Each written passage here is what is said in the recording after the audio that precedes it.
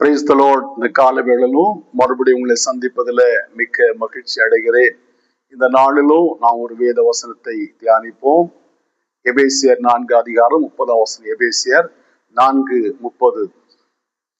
அன்றே நீங்கள் மீட்கப்படும் நாளுக்கு என்று முத்திரையாக பெற்ற தேவனுடைய பரிசுத்த ஆவியை துக்கப்படுத்தாதிருங்கள். இங்க நான் வாசிக்கிறோம், தேவனுடைய பரிசுத்த ஆவியை துக்கப்படுத்தாதிருங்கள். இங்க மீட்கப்படும் நாளுக்காக இது முத்திரையாக பெற்றுக்கொண்டது என்று இங்கே சொல்லப்படுகிறது. பரிசுத்த ஆவியை குறித்து நாம் முதலாவது அறிந்து கொள்ள வேண்டும். இந்த பரிசுத்த ஆவியானவர் திருத்துவ தெய்வத்துல மூன்றாவதாக காணப்படுகிறார். பிதா, குமாரன், பரிசுத்த ஆவியானவர். இந்த மூன்று தெய்வங்கள் அல்ல, ஒரே தெய்வம்தான். அந்த மூன்று கோணங்கள்ல செயல்படுகிறவர்கள் என்று நாம் வேதத்தினூடாக அறிந்து கொள்ள முடிகிறது. இந்த பரிசுத்த ஆவியானவர் துக்கப்படுத்தும் போது தேவனை துக்கப்படுத்துகிறோம், இயேசுவை துக்கப்படுத்துகிறோம். ஆகையினாலே பரிசுத்த ஆவியானவர் நம் மூலமாக துக்கப்படாதபடிக்கு நான் நம்முடைய வாழ்க்கையை காத்து கொள்ள வேண்டியது மிக அவசியமாய் காணப்படுகிறது. இவர் துக்கப்படுவாரானா நம்மை விட்டு போயிடுவார். இந்த பரிசுத்த ஆவியானவர் நமக்குள்ள இருக்கும் போது என்னென்ன கிரியை நடப்பிக்கப்படுகிறது?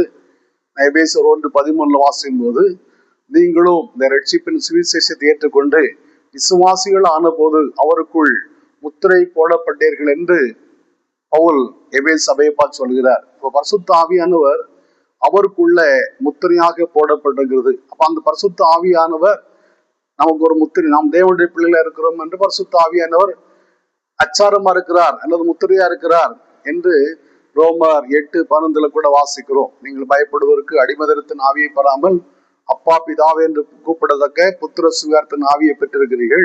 நாம் தேவனுடைய பிள்ளைகளா இருக்கிறோம் என்று ஆவியானவர் தாமே நம்முடைய ஆவியுடனே கூட சாட்சி கொடுக்கிறார் என்றெல்லாம் நாம் அங்கே ரோமர்ல வாசிக்கிறோம். அவர் பரிசுத்த ஆவியானவர் நாம் தேவனுடைய பிள்ளைகளா இருக்கிறோம் என்று அவர் ஒரு சாட்சியாக காணப்படுகிறார். எபேசியர்ல வாசிக்கிறோம் அவர் முத்திரையானவர், இங்கே வாசிக்கிறோம் நமக்கு சாட்சி கொடுக்கிறார். இந்த பரிசுத்த ஆவியானவர் சில நேரங்கள்ல ரோமர் 8 வாசிக்கும் போது, ஏற்றபடி வேண்டிக் கொள்ள என்று அறியாதிருக்கிறனாலே ஆவியானவர் தாமே வாக்கு கடங்க பெருமூச்சுகளோட கூட நமக்காக வேண்டுதல் செய்கிறார் என்று வாசிக்கிறோம். பரிசுத்த ஆவியானவர் நமக்காக வேண்டுதல் செய்கிறவர், அவர் முத்திரை, அவர் சாட்சி பகருகிறவர், அவர் நமக்காக வேண்டுதல் செய்கிறவராய் காணப்படுகிறார்.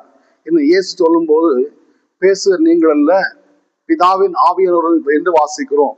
அப்படியானா நம்மோட கூட அதாவது நமக்கு தேவையான வார்த்தைகளை இன்னும் சொல்ல போனா ஏசாயா 50:4 வாசிக்கும் போது, இளைப்படைந்தவனு சமயத்துக்கு வார்த்தை சொல்ல நான் அறியும்படி கர்த்தராகி ஆண்டவர் கல்வியுமா நாவை தருகிறார் என்று சொல்லுகிறார். அப்படியானா சில நேரங்கள்ல சிலரோட பேசுவதற்கு இந்த பரிசுத்த ஆவியானவர் நமக்கு அந்த ஞானத்தை தருகிறார். பேச வேண்டிய காரியத்தை பேசுவதற்கு. இயேசு அந்த காரியம் சொல்லும் போது, உங்களை சிறைச்சாலையில பிடித்து கொண்டு போவார்கள், அப்ப என்ன பேசுவோம் என்று கவலைப்படாதுங்க, அந்தந்த நேரத்துல என்ன பேச வேணுமோ அதை உங்களுடைய வாயில இருந்து ஆண்டவர் பேசுவார் என்று இயேசு சொல்லுகிறார். அப்படியானா நாம் பேச வேண்டிய வார்த்தைகளை நம்முடைய வாயோட கூட இருந்து பேசுகிற தேவன். இப்படி பரிசுத்த ஆவி ஆனவர் நம்முடைய வாழ்க்கையில நம்மோட கூட இருந்து செயலாற்றுகிற அநேக காரியங்கள் காணப்படுகிறது.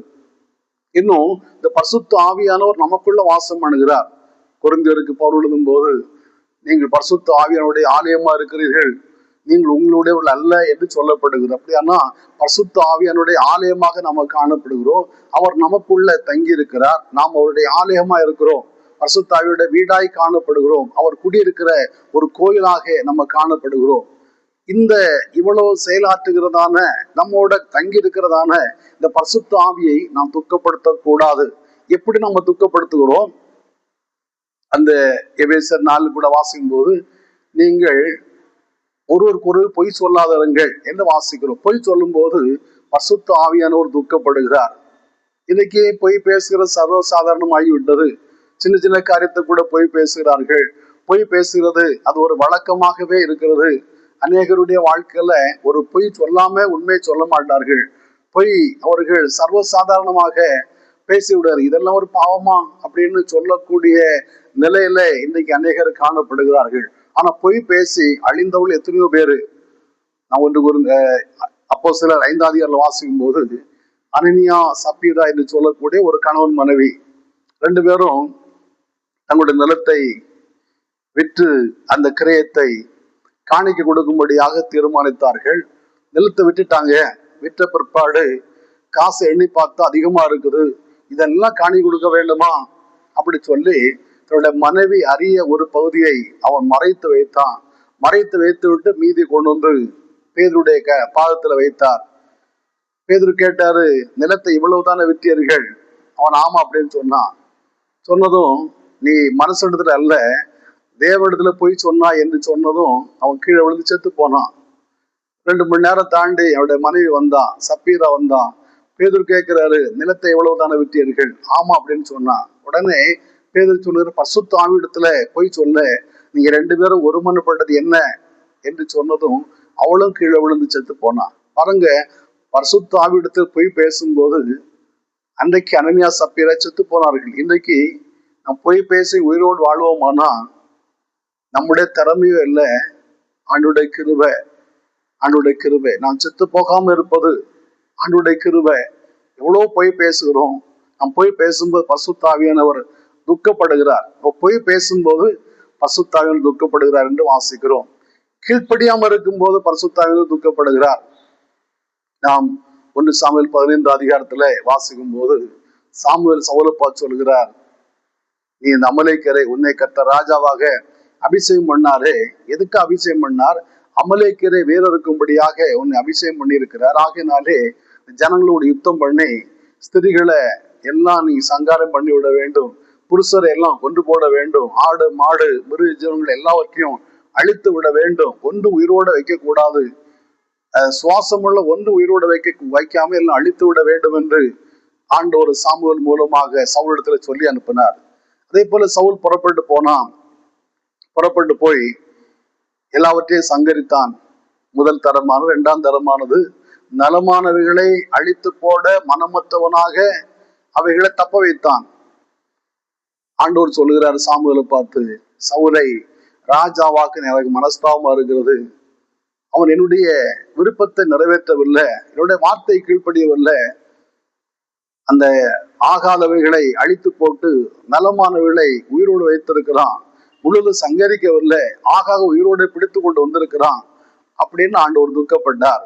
சாமுவேல் வந்து கேட்கிறாரு, நீ சாமுவேலை பார்த்ததும் சவுல் சொல்கிறார், நான் கர்த்தருடைய வார்த்தை கீழ்ப்படிந்தேன், அந்த அமலேக்கரை அழித்து போட்டேன் என்று. அப்ப சாமுவேல் கேட்கிறாரு, அப்படியானா என்னுடைய காதுகள் விழுகிற ஆடுகளின் சத்தமும் மாடுகளின் சத்தமும் என்ன?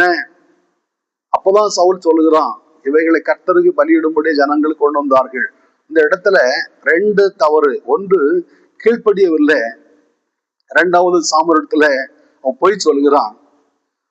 நீங்க கீழே வாசிப்பீங்களான்னா சாமுவேல் சொல்லுகிறாரு, கர்த்தர் உன்னுடைய ராஜ்யத்தை கிழித்து உன்னுடைய தோழனு கொடுத்து விட்டார். நீர் உங்களுடைய ஜனத்தின் நடுவுல உங்களுடைய பார்வைக்கு சிறியவனா இருந்த போது உம்மை சமஸ்த இஸ்ரவேல் மேல கர்த்தர் ராஜாவாக அபிஷேகம் பண்ணினார். ஆனா நீ போய் சொன்னாய், அவனுடைய வார்த்தையை கீழ்ப்படியவில்லை, பலியை பார்க்கல் கீழ்ப்படுதல் முக்கியம், நீ இந்த காரியத்தை செய்தபடினாலே ராஜ்யத்துல நிலைத்திருக்க மாட்டேன், உன்னோட ராஜ்யத்தை கர்த்தர் கிழித்து போட்டாருன்னு சொல்லி சொல்கிறதை காண்கிறோம். அப்படியானா பரிசுத்த ஆவியிடத்துல பொய் சொல்வது, அதை பரிசுத்த துக்கப்படுத்துவது, நான் பொய் பேசும்போது துக்கப்படுத்துகிறோம். பரிசுத்த ஆவிக்கு விரோதமாக அல்லது ஆண்டுடைய வார்த்தை கீழ்ப்படியாம இருக்கும் போது பொய் பேசுகிறோம். இப்படி நான் நிறைய சிந்திக்க முடியும்.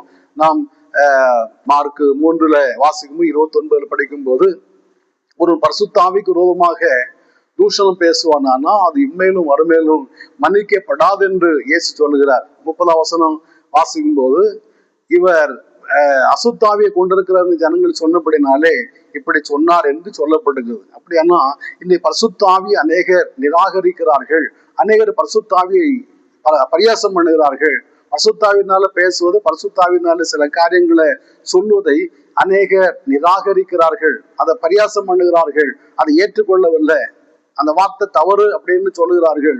அப்ப பரிசுத்த ஆவிக்கு விரோதமாக பேசுகிறது ஆண்டவர் துக்கப்படுகிறார், பரிசுத்த துக்கப்படுகிறார்.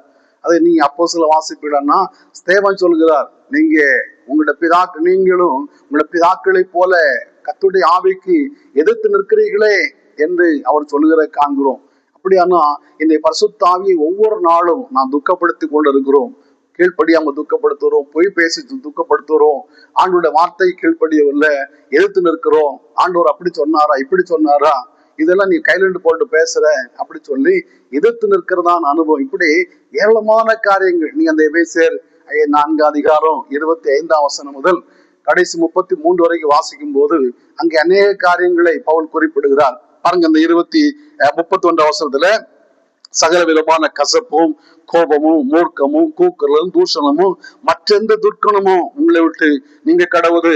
ஒருவருக்கு ஒரு தயவாயும் மன உருக்கமா இருந்து கிறிஸ்து மன்னித்தது போல நீங்கள் மன்னியுங்கள் என்றெல்லாம் பவுல் சொல்லுகிறார். அப்ப இந்த கிரியைகள் எல்லாம் பரிசுத்த ஆவியை துக்கப்படுத்துவதாய் காணப்படுகிறது.